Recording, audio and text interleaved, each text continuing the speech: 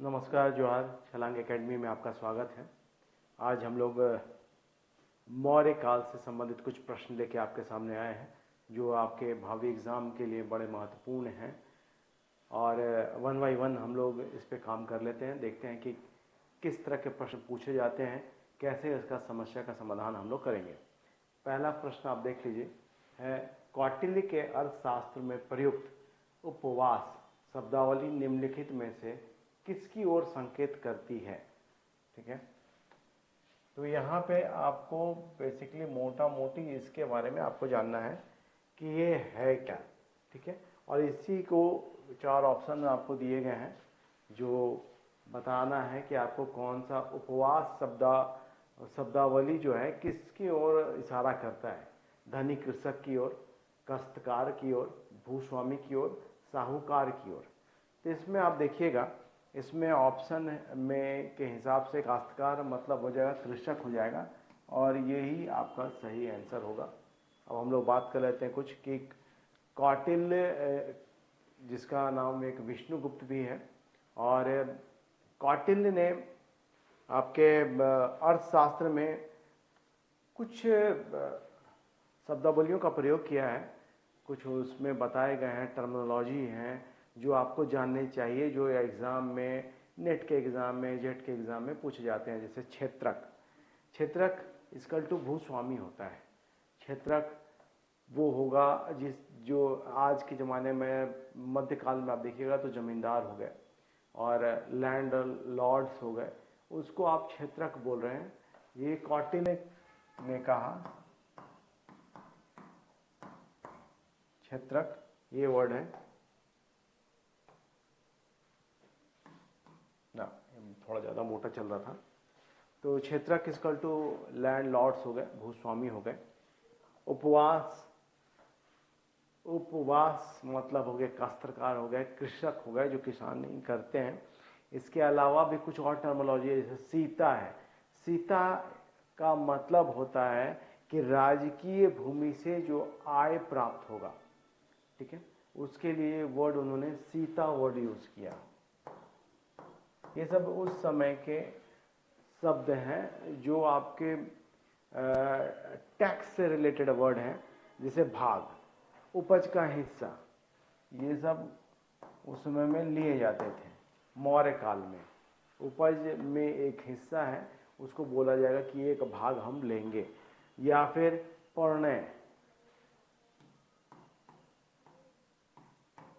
इसका मतलब होता है इमरजेंसी में जो टैक्स लिया जाएगा, आपातकालीन कर है, उसका मतलब ये होता है। ठीक है, नेक्स्ट क्वेश्चन आप देख लीजिए पहले कि क्वेश्चन में लिखा हुआ क्या है कि भारतीय इतिहास में अशोक के 13वें शैल धर्मदेश को महत्वपूर्ण माना जाता है, क्यों। सवाल ये है कि क्यों जो 13वां जो है शैल धर्मदेश, इसका मतलब है कि 13वां शिलालेख। ठीक है, यहाँ पे इसको, इस टर्मिनोलॉजी को आपको समझना होगा। इसमें ऑप्शंस है, चार ऑप्शंस है। इसमें उसकी धर्म यात्रा का उल्लेख है, इसमें उसके समकालीन भारतीय राजाओं के नाम का उल्लेख है, इसमें यूनानी राजाओं के नाम का उल्लेख है, इसमें वो घोषणा की गई है कि राजा अशोक बौद्ध भिक्षु बन गए हैं। ठीक है, तो यहाँ पे हम लोग फटाक से देखेंगे, इसका आंसर ये होगा, यूनानी राजाओं का इसमें उल्लेख है। और अशोक का 13वां शिलालेख हम लोग सब लोगों को मालूम है कि कलिंग युद्ध के पश्चात अशोक ने 13वां शिलालेख स्थापित किया और उसमें प्रजा को कुछ निर्देश दिए, बताया कि आप मेरे संतान हैं, आप ढंग से रहिए तो लोक परलोक दोनों आपका संवर जाएगा। ये सब उसमें है लिखा हुआ, और साथ में उसमें यूनानी राजाओं का, दक्षिण के सीमांतवर्ती राजाओं का भी उल्लेख है। तो इसलिए यह सवाल आपका इंपॉर्टेंट है। नेक्स्ट अब देख लीजिए सवाल क्या है। अशोक ने सांस्कृतिक विजय के पक्ष में भौतिक कब्जे की नीति को त्याग दिया, इन दोनों को कहा जाता है। पहला तो है कि सवाल हम लोग समझेंगे कि सांस्कृतिक विजय और भौतिक कब्जे की नीति दो अलग अलग चीज है। पहले इसको थोड़ा सा समझ ले तो आसान हो जाएगा हम लोगों को समझने में। सांस्कृतिक विजय मतलब हो गया कल्चरल आपका सुप्रीमेसी बोल सकते हैं आप। और वहाँ पे भौतिक कब्जे की नीति मतलब हो गया पॉलिटिकली आप किसी कंट्री को अपने कंट्री में मिलाने का प्रयास कर रहे हैं, तो वो हो गया आपका भौतिक कब्जा। इसका मतलब हो गया युद्ध, आप उस समय युद्ध करेंगे। और ये आपका है शांति या धम, आप इसको बोल सकते हैं, धम की जो पॉलिसी है। तो यहाँ पे आपको दिखाई देगा ऑप्शन हमारे पास है धम घोष और शासन, भेरी घोष और धम घोष, संस्कार और धम घोष, संस्कार और भेरी घोष। देखिए यहाँ पे युद्ध का मतलब हो गया, युद्ध आप स्टार्ट करेंगे तो भेरी बजाते हैं, भेरी, ठीक है। और यहाँ पे धम है, तो ऑप्शन आपका हो जाएगा भेरी घोष और धम घोष। भेरी घोष के स्थान पर अब धम घोष की बात अशोक के द्वारा की गई है। अब लड़ाई नहीं होगा, अब धम घोष की बात करता है अशोक। और शस्त्र का त्याग कर देगा। कलिंग युद्ध के पश्चात जब 1 लाख लोग बंदी बनाए गए और 1.5 लाख से अधिक 1 लाख लोगों की हत्या हुई और 1.5 लाख लोगों को बंदी बनाया गया, उससे उसका हृदय परिवर्तन हो गया, लड़ाई झगड़ा इस सब से उसको विरक्ति हुई। और उसके बाद उसने ये घोषणा की कि अब भेरी घोष के स्थान पर धर्म घोष होगा, ठीक है। नेक्स्ट प्रश्न आप देख लीजिए, किस मौर्य स्तंभ के शीर्ष पर एक विशाल हाथी स्थापित है। देखिए मौर्य कालीन जो भी स्तंभ बनाए गए उसके टॉप पे कोई जानवर होता था, ठीक है। ये है मौर्य कालीन आपका स्तंभ है। और देख लीजिए इसमें ऑप्शन क्या क्या है कि हाँ पूछा जा रहा है कि हाथी कहाँ है, किस स्तूप के ऊपर हाथी है। सारनाथ स्तंभ, लौरियानंद स्तंभ, संकीसा स्तंभ, रामपुरवा स्तंभ, ठीक है। 1 बाय 1 हम लोग बात कर लेते हैं क्या है ये। देखिए इसमें पहला है सारनाथ स्तंभ। सारनाथ स्तंभ पर 4 सिंह हैं।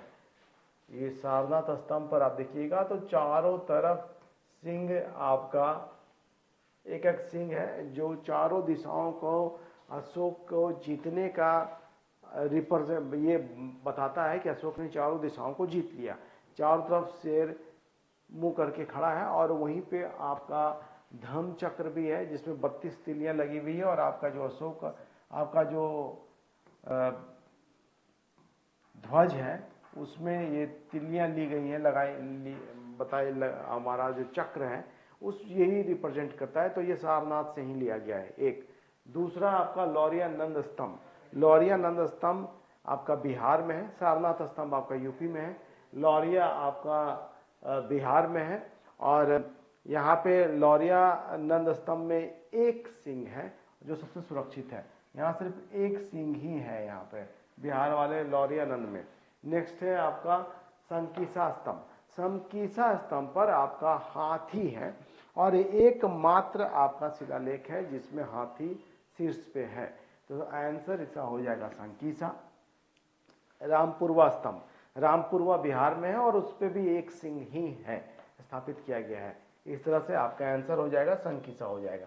नेक्स्ट में आ जाइए सवाल में, अशोक के द्वारा धम महामात्रों की नियुक्ति का उल्लेख उसके किस शिलालेख में किया गया है। ऑप्शन है द्वितीय, तृतीय, चतुर्थ, पंचम, ठीक है। अब इसमें हम लोग बात कर लेते हैं। तो पंचम शिलालेख से, इसमें ऑप्शन आपका होगा पंचम शिलालेख से। पंचम शिलालेख में उसने धम महामात्रों की नियुक्ति की बात की है। धम महामात्र कौन है?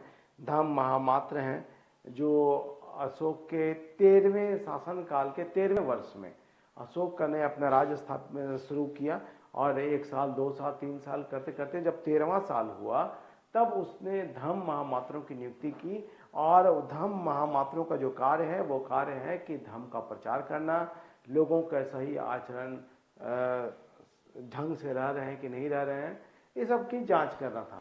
तो ये आपका 5वां से आपका पता चलता है, ठीक है। नेक्स्ट है सारनाथ स्तंभ पर कुल कितने पशुओं की आकृति है, ठीक है। 5, 4, 5, 1, 8। ये आपका 6ठा नंबर प्रश्न है। और इसमें 8 पशुओं की आकृति दिखाई देती है। ये भी बहुत इंपॉर्टेंट सवाल है, आया हुआ सवाल है।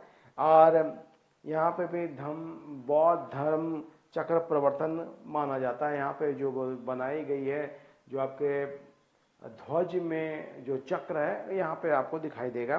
ठीक है, तो 8 आपके पशुओं का यहाँ पे आकृतियां दिखाई देती हैं। नेक्स्ट है आपका प्रश्न, देख लीजिए क्या है। प्राचीन तक्षशिला नगर के बारे में निम्न में कथनों के बारे में विचार करें, चिन्हित करें कि कौन से कथन सही नहीं है। नहीं पे फोकस रखना है हम लोगों को। इसका मतलब है कि कुछ आपको गलत भी दिए होंगे, कुछ सही भी हैं। ठीक है, तो जो गलत वाला है उसको हम लोग को खोज के निकालना है। प्राचीन काल में गांधार जनपद की राजधानी तक्षशिला थी। बिंदुसार के शासन काल में तक्षशिला निवासियों ने विद्रोह किया, तब अशोक को विद्रोह दबाने के लिए भेजा गया, किंतु वह सफल नहीं हो पाया। सम्राट अशोक के समय तक्षशिला उत्तरापथ की राजधानी थी।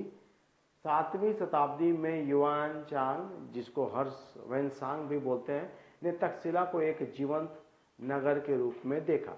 देख लीजिए पहला कि इसमें जनपद की राजधानी है, सही है। हमको खोजना है कि सही नहीं है। बिंदुसार के शासन काल में तक्षशिला में विद्रोह अवश्य हुआ, अशोक विद्रोह को दबाने में सफल नहीं हुआ। नहीं अगर नहीं रहता तो ये सही था, लेकिन नहीं है लिखा हुआ, इसका मतलब ये ऑप्शन आपका होगा। इसका मतलब ये सही है। ये हमारे ऑप्शन में आपको मिलेगा, जिसमें ब होगा वो आपको देखना है। फिर अ वाला बिल्कुल सही है, इसलिए इसको हम लोग नहीं में नहीं कंसिडर करेंगे। सम्राट अशोक के समय तक्षशिला उत्तरापथ की राजधानी थी, बिल्कुल सही है, इसलिए ये भी गलत नहीं है। और यहाँ पे देखता है कि जीवंत नगर के रूप में देखा है वह इंसान, ऐसी बात नहीं है। अब इसके समय में 7वीं सदी में तक्षशिला नगर नष्ट भ्रष्ट हो चुका था। इसका मतलब ये स्टेटमेंट गलत है, और इसका मतलब है कि आपका द भी सही है। तो ये आपका आंसर बी हो जाएगा। आपको सिर्फ पढ़ना है और समझना है कि क्या इसमें गलत है क्या सही है। जो गलत वाला है वही आपको खोज के निकालना है, सही नहीं मांग की जा रही है। ठीक है, नेक्स्ट में आ जाइए। अशोक के किस शिलालेख में कौरवाकी और पुत्र तीवर का उल्लेख मिलता है? कौरवाकी, अगर आप लोगों ने शाहरुख खान की मूवी अशोका देखी होगी, तो उसमें करीना कपूर जो है कौरवाकी का रोल कर रही होती है, जो उड़ीसा की एक राजकुमारी है, और अशोक का उससे विवाह होता है। एकमात्र रानी है जिसका किसी भी शिलालेख में उल्लेख किया गया है। ठीक है, और उसको हम लोग कौन कौन सा शिलालेख, यहाँ पे ऑप्शन है, आप देख लीजिए। ये है आपका लघु शिलालेख 7, रानी का शिलालेख, लघु शिलालेख 13, स्तंभ लेख 7। ठीक है, इसमें बहुत सरल है, रानी का शिलालेख ही हम लोग जानते हैं, क्योंकि इसी में रानी का उल्लेख किया गया है, इसलिए रानी का शिलालेख में ही आपको मिलेगा। और इसमें आपका अशोक का एकमात्र पुत्र तीवर का भी उल्लेख किया गया है। ये एकमात्र शिलालेख है जिसमें किसी रानी का उल्लेख किया गया है। ठीक है, नेक्स्ट आप देख लीजिए। ये है निम्नलिखित में किस ब्रिटिश अधिकारी ने अशोक के अभिलेखों में प्रयुक्त ब्राह्मी एवं खरोष्टी लिपि को पढ़ा है? ये बड़ा सिंपल और बहुत सहज सवाल है, फिर भी मैंने कुछ जानकारी आपको प्रदान करने के लिए इस सवाल को सेट किया है। John Marshall, James Prinsep, Alexander Cunningham, Vincent Smith. James Prinsep बच्चा जान रहा होता है, इसलिए इसमें बहुत देर मैं नहीं लगाऊंगा। इसके बारे में कुछ आपको मैं बता देता हूँ, ज़्यादा बेहतर होगा। 1837 में जेम्स प्रिंसेप, जो एक कलकत्ता के टकसाल के अधिकारी थे, साथ ही साथ वो एशियाटिक सोसाइटी ऑफ बंगाल के सचिव थे, ने प्रथम बार दिल्ली टोपरा स्तंभ लेख को पढ़ा था। बस यही इनके बारे में एक विशेष जानकारी थी, जिसके लिए मैंने ये सवाल को आपके सामने पेश किया। नेक्स्ट प्रश्न है, अशोक ने अपने किस शिलालेख में आर्टविक जनजातियों का उल्लेख किया है? ये देखिए, आर्टविक जनजाति जेपीएससी का अगर आप देंगे आप एग्जाम, तो आर्टविक प्रदेश के रूप में झारखंड को जाना जाता है। ठीक है, 5वें, 11वें, 12वें और 13वें। तो ये 13वां शिलालेख है जो कलिंग विजय के उपरांत अशोक ने गढ़वाया था वहाँ, और भेरी घोष के स्थान पर धर्म घोष की शुरुआत की और आर्टिक जनजातियों को बताया कि ढंग से रहना है, नहीं तो अभी भी तलवार में जंग नहीं लगी है, कत्लेआम मचाने में हम पीछे नहीं होंगे। नेक्स्ट प्रश्न आप देख लीजिए, निम्नलिखित में से अपने किस अभिलेख में अशोक ने यह घोषणा की कि सभी लोग उसकी संतान हैं? पहला लघु शिलालेख, 12वां शिलालेख, पृथक कलिंग अभिलेख, रुमनदेही स्तंभ लेख। तो इसका आंसर है पृथक कलिंग अभिलेख। ठीक है, कलिंग में चूंकि अब आप समझने का प्रयास कीजिए कि कलिंग में चूंकि भीषण नरसंहार हुआ, लोग उसके अगेंस्ट में जाकर विद्रोह ना कर दें, इसके कारण कलिंग में जो 13वां शिलालेख गाड़ा गया और पृथक भी शिलालेख वहां पे आपको मिलता है। झारखंड जेपीएससी की तैयारी करेंगे तो उसमें भी आपको ये सब आपको पढ़ने को मिलेगा। तो ये पृथक जो शिलालेख है, इसमें एक अधिकारी की नियुक्ति भी की गई जो लोगों के आचरण की जांच करेगा और हर 5 साल में लोगों का आचरण की जांच करता था कि लोग धर्म के अनुसार जीवन यापन कर रहे हैं कि नहीं। लेकिन एक्सेप्शन था उज्जैन और तक्षशिला, जिसमें वो अधिकारी हर 3 साल के बाद जांच करता था कि लोग धर्म के अनुसार जीवन यापन कर रहे हैं कि नहीं। ठीक है, ये आपका सवाल हो गया। नेक्स्ट है आपका, किसे कुमार और आर्यपुत्र का उपनाम दिया गया था? कुमार और आर्यपुत्र, नॉर्मली कुमार और आर्यपुत्र जो है राजपुत्रों के लिए कहा गया है, कुमार और आर्यपुत्र। देखिए ऑप्शन क्या है, भगवान का पुत्र, शाही खानदान के राजकुमार, शाही खानदान की महिलाएं, राजा के लिए मंत्री। तो ऑप्शन आपको समझ में आ गया। अच्छा देख, कुछ और भी चीजें, जैसे ये कुमार जो है गवर्नर के रूप में कार्य करते थे। ठीक है, जैसे तक्षशिला, तौसली और उज्जैन, यहाँ पे कुमारों की नियुक्ति होती थी, तक्षशिला, कौसली और उज्जैन। लेकिन आपका सुवर्णगिरी जो है, यहाँ पे आपका आर्यपुत्र की नियुक्ति होती थी, और ये आर्यपुत्र जो थे ये युवराज होते थे, मतलब भावी राजा जो होंगे उनकी नियुक्ति होती थी। ठीक है, ये फैक्ट आपके लिए इंपॉर्टेंट था, इसलिए मैंने आपको बता दिया। नेक्स्ट, अशोक के धर्म की किस बौद्ध सूत्र में बहुत अधिक समानता है? किस बौद्ध सूत्र से अधिक समानता है? देखिए अशोक ने जो धर्म लिया वो बौद्ध धर्म से बहुत प्रभावित था। तो यहाँ पे ऑप्शन भी आपको मिलेंगे, महापरिनिब्बाण सूत्र, धम्मचक्र, पलंतनम सूत्र, सामंत फल सूत्र, सिगालोवाद सूत्र। तो ऑप्शन इसका आंसर होगा सिगालोवाद सूत्र। अब यहाँ पे कुछ आप समझ लीजिए, देख लीजिए कि क्या है ये। अशोक ने धम्म की जो फिलॉसफी था वो बौद्ध धर्म के ग्रंथों से लिया, पहली बात, और उसमें भी दीर्घनिकाय और धम्मपद दो बड़े महत्वपूर्ण हैं पुस्तक, उनसे उसने निचोड़ निकाला। दीर्घनिकाय में राहुलोवाद सूत्र और सिगालोवाद सूत्र दोनों आपके दीर्घनिकाय के हैं, पाठ हैं, वहां से उसने धर्म से संबंधित परिभाषा ली है। ठीक है, तो ऑप्शन है आपका यहीं पे है, राहुलोवाद तो वाला है ही नहीं, इसलिए हम लोग उसको पकड़ लेंगे। नेक्स्ट है आपका उत्तरापथ द्वारा कौन से 2 नगर जुड़े हुए थे? उत्तरापथ मतलब हो गया आपका पश्चिम से लेकर पूरब तक जो भी सड़क जा रही है उसको जोड़ने की बात की जा रही है, उत्तरापथ उसी को कहा जाता है। और यहाँ पे आपका ऑप्शन है उज्जैन और मथुरा, मथुरा और कांची, तक्षशिला और श्रीनगर, तक्षशिला और पाटलिपुत्र। ठीक है, यहाँ तो नक्शा ऐसे हो गया, तक्षशिला और आपका ऐसे होगा, उत्तरापथ मतलब उत्तर से पूर्व की तरफ जो जा रहा है। ठीक है, और यहाँ पे आपका आंसर है तक्षशिला और वह पाटलिपुत्र। आज ग्रैंड ट्रंक रोड भी इससे जुड़ा हुआ है। ठीक है, नेक्स्ट आप देख लीजिए सवाल, चंद्रगुप्त मौर्य के प्रारंभिक जीवन विवरण प्रस्तुत किया गया है, मतलब उसके प्रारंभिक जीवन के बारे में जानकारी कहाँ से मिलती है? सोर्स, ये प्रश्न आपका सोर्स से आ गया, स्रोत जो आपके लिखा हुआ है आपके सिलेबस में है, स्टार्टिंग आपका सोर्स से ही होता है, वहां से ही है। तो ये आपका वायु पुराण में, दीपवंश में, महावंश टीका में, अर्थशास्त्र में, तो ये आपका ऑप्शन हो जाएगा महावंश टीका में। ठीक है, अच्छा कुछ और इसके बारे में हम लोग बात कर लें, समझ लें कि बौद्ध ग्रंथों से ही चंद्रगुप्त मौर्य के बारे में बौद्ध ग्रंथों से ही जानकारी मिलती है, जिसमें से महावंश टीका ही है जिससे उसके प्रारंभिक जीवन के बारे में जानकारी मिलती है।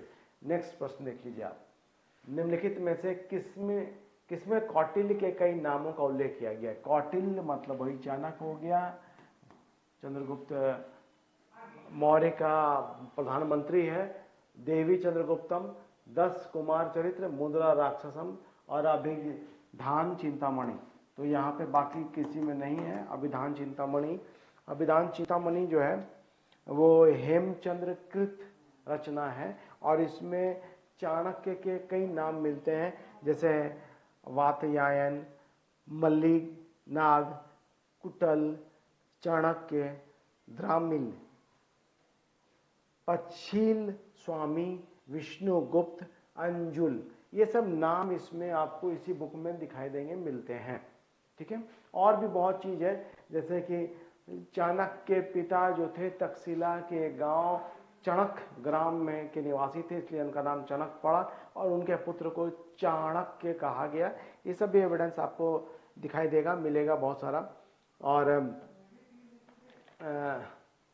यहाँ पे अब नेक्स्ट सवाल में आप आ जाइए, रूप दर्शक शब्दावली निम्नलिखित में से किससे संबंधित है?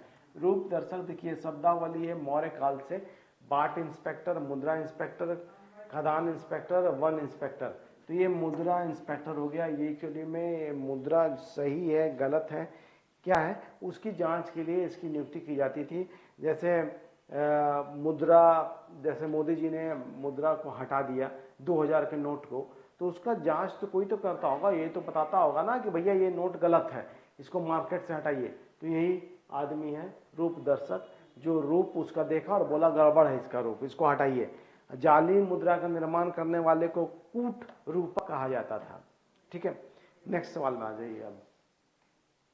अब यहाँ पे है, निम्न में से किस विद्वान का विचार है कि ब्राह्मण समुदाय का असंतोष मौर्य साम्राज्य के पतन का कारण बना? ये पतन से रिलेटेड प्रश्न है, कुछ इसमें विद्वानों के ओपिनियन है, मतानुमत है कि क्या रीजन हुआ, क्यों मौर्य साम्राज्य समाप्त हो गया। रोमिला थापड़, BN मुखर्जी, HC राय चौधरी, हर प्रसाद शास्त्री। तो यहाँ पे ऑप्शन आपका देख लीजिए, बड़ा आसान है कि यहाँ पे बोलते हैं कि ब्राह्मण, और यहाँ पे देख लीजिए ब्राह्मण में शास्त्री जी हैं आपका, तो आसान हो जाएगा आपको याद करने के लिए। फिर भी इसमें आपको कुछ और लोगों को भी डिटेलिंग कर देता हूँ, जैसे रोमिला थापड़ ने कहा कि प्रशासन का अति केंद्रीकरण, सेंट्रलाइज पूरा प्रशासन था, राजा अगर अयोग हो गया तो पूरा कोलैप्स कर जाएगा आपका डायनेस्टी। तो एक रोमिला थापड़ जी ने ये कहा।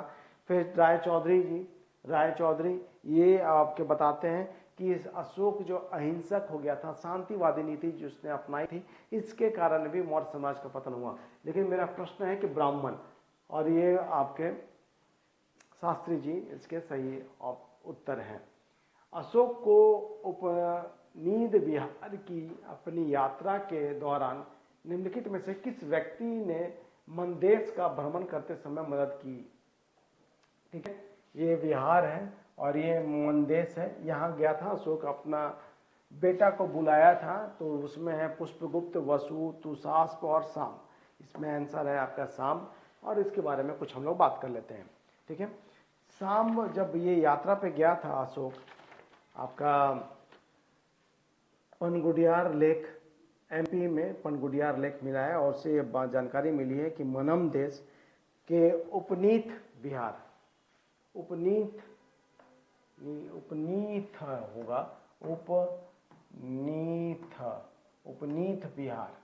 ये है एक्चुअली में वर्ड। बिहार वहाँ वो जगह है जहाँ बौद्ध संत रहते थे, उसको बिहार कहा जाता था, और इसी का भ्रंश बिहार बना क्योंकि वहाँ बहुत बिहार थे। ठीक है, तो अशोक जब जाता है उसके बारे में गुडरिया आपका जो लेक है वहाँ से उसके बारे में जानकारी मिलती है। और अशोक अपने पुत्र कुमार सांब को संदेश भेजा था मिलने के लिए। ठीक है, नेक्स्ट प्रश्न आपका देख लीजिए क्या है कि पुरातात्विक साबूतों के अनुसार प्राचीन पाटलिपुत्र शहर के चारों ओर बनी सुरक्षा चार दीवारी किस सामग्री से बनी हुई थी? ये तो बिना आंसर देखे भी आप बता सकते हैं कि लकड़ी की। क्यों? क्योंकि पटना के बुलंदी बाग और कुम्हरार से लकड़ी के विशाल भवनों की जानकारी आपको मिलेगी, को खुदाई में मिला है। ठीक है, तो इनको प्रकाश में, उसको लाइमलाइट में लाने का जो श्रेय है उस पूनर महोदय को है। उन्होंने इसकी विशेष खुदाई की, जानकारी प्राप्त की और उसके बाद ये हुआ। ठीक है, तो नेक्स्ट क्लास में फिर हम लोग कुछ सवाल के साथ आएंगे, और अगर आपको अच्छा लग रहा है तो शेयर, लाइक और सब्सक्राइब जरूर कीजिए, जुड़ने का प्रयास कीजिए अच्छे अच्छे सवालों के साथ। उसके बाद फिर मैं कॉन्सेप्ट के साथ आपको पढ़ाऊंगा। चलिए, थैंक यू।